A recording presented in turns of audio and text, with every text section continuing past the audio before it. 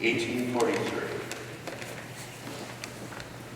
True, nervous, very, very dreadfully nervous I had been, and down. But why will he say that I'm mad? The disease had sharpened my senses, not destroyed, not dulled them. Above all was the sense of hearing acute. I heard all things in the heaven and in the earth. I heard many things in hell. How then am I mad? Hearken and observe how healthily, how calmly I can tell you the whole story. It is impossible to say how first the idea entered my brain, but once conceived, it haunted me day and night. Object, there was none. Passion, there was none. I loved the old man. He had never wronged me. He had never given me insult. For his gold I had no desire. I think it was his eye. It was this. He had the eye of a vulture, a pale blue eye with film over it. Whenever it fell upon me, my blood ran cold. And so by degrees, very gradually, I made up my mind to take the life of the old man, and thus rid myself of the eye forever.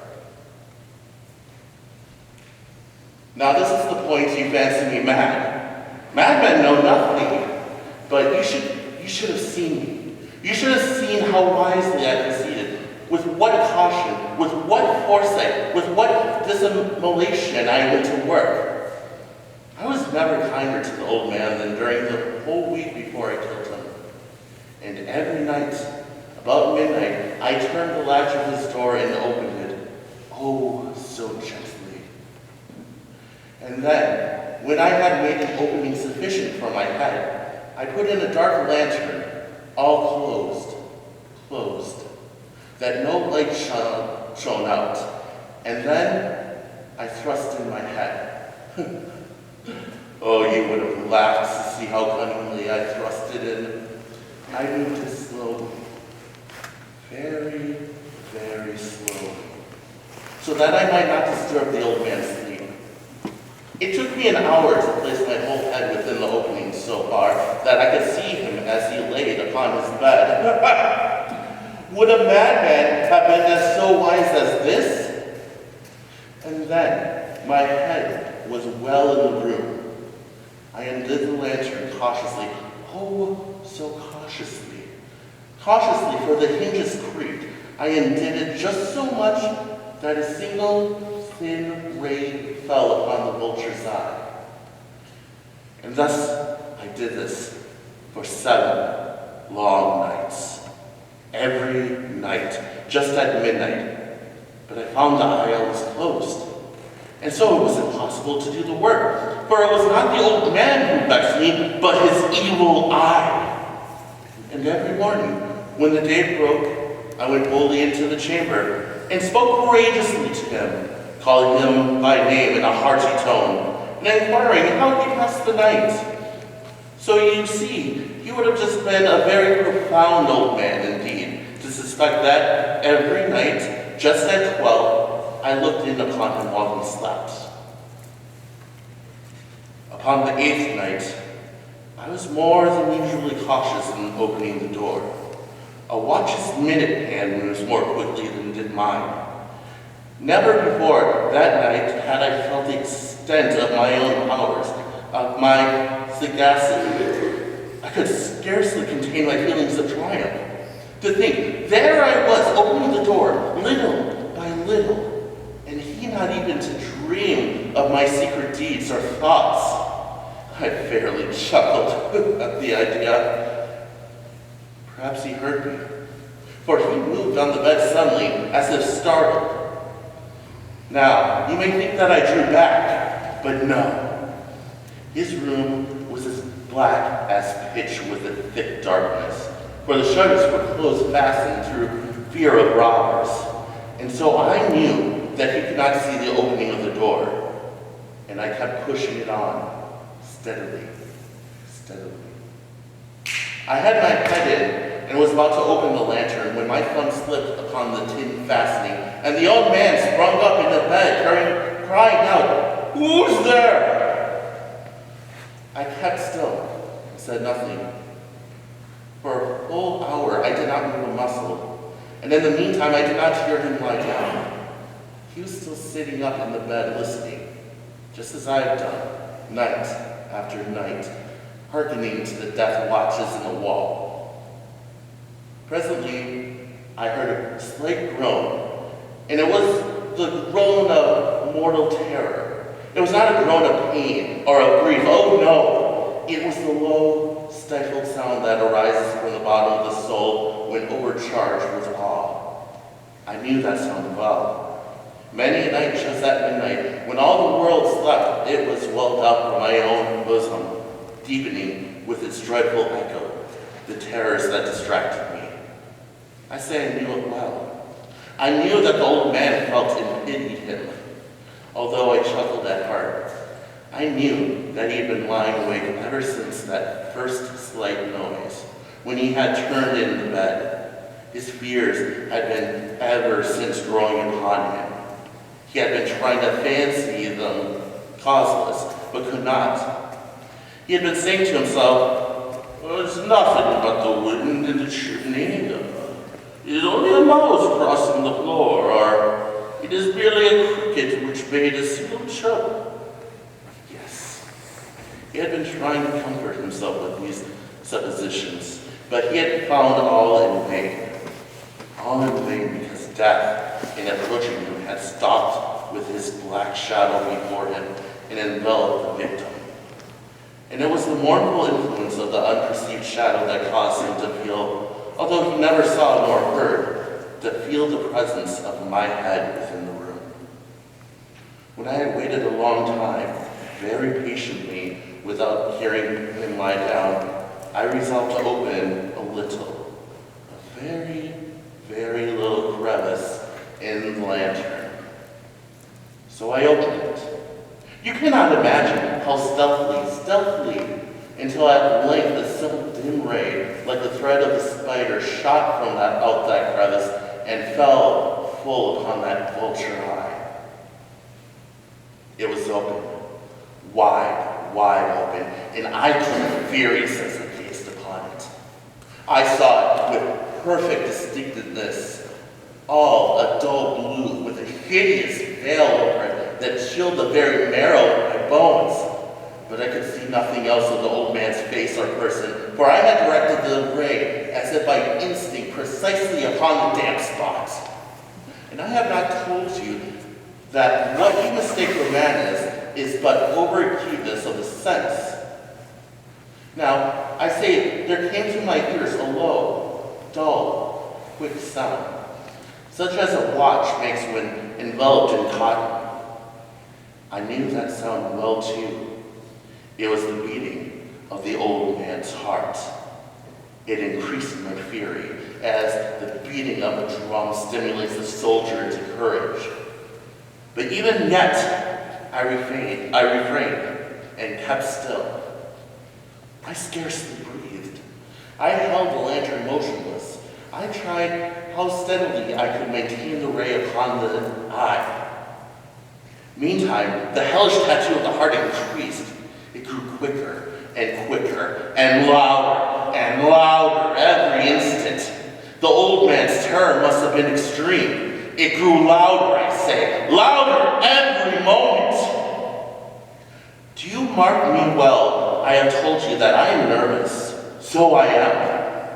And now at the dead hour of the night, amid the dreadful silence of that old house, so strange a noise as this excited me to uncontrollable terror. Yet for some minutes longer, I refrained and stood still. But the beating grew louder and louder. I thought the heart might burst.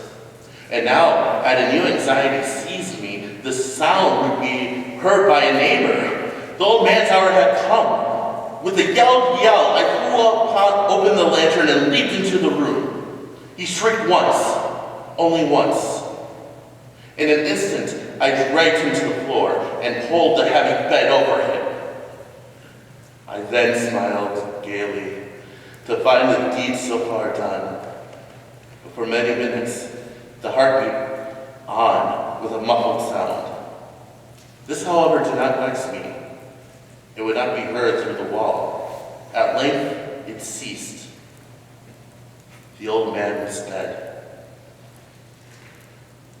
I removed the bed and examined the corpse. Yes, he was stone dead. I placed my hand upon the heart and held it there many minutes. There was no pulsation. He was stone dead. His eye would trouble me no more.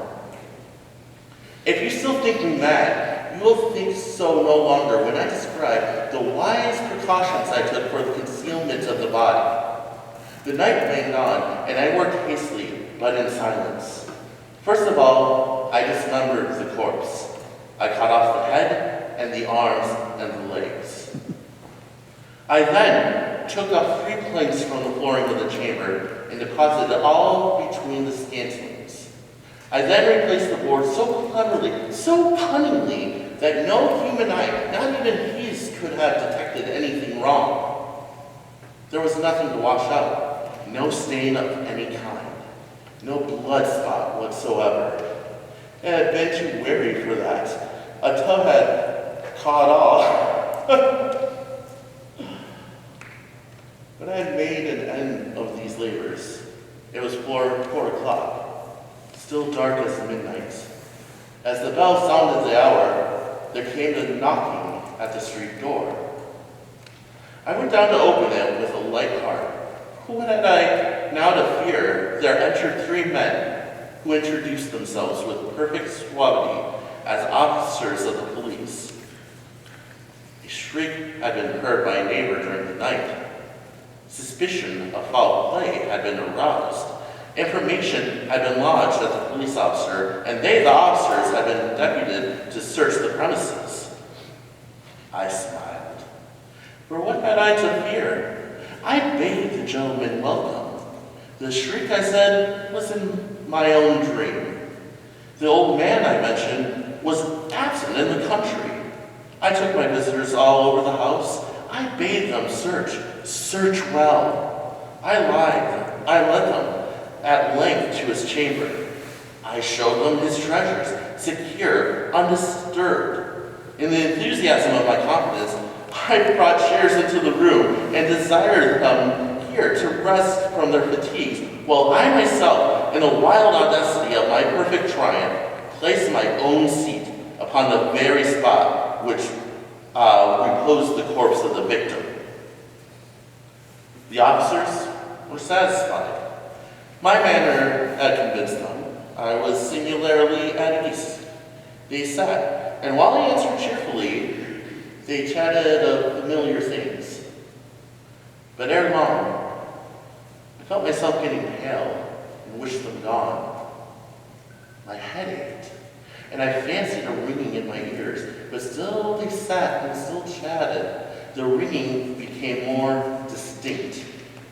It continued and became more distinct. I talked more freely to get rid of the feeling, but it continued and gained definitiveness until at length I found that the noise was not within my ears. No doubt I now grew very pale, but I talked more fluently with a heightened voice, yet the sound increased. What could I do? It was a low, dull, quick sound, much such as a sound as a watch makes when enveloped in cotton. I gasped for breath. And yet the officers heard it not. I talked more quickly, more vehemently, but the noises steadily increased. I opposed and argued about trifles in a high key and with violent gesticulations, but the noises steadily increased. Why would they not be gone? I paced the floor to and fro with heavy strides, as if excited to fury by the observation of the men, but the noise steadily increased.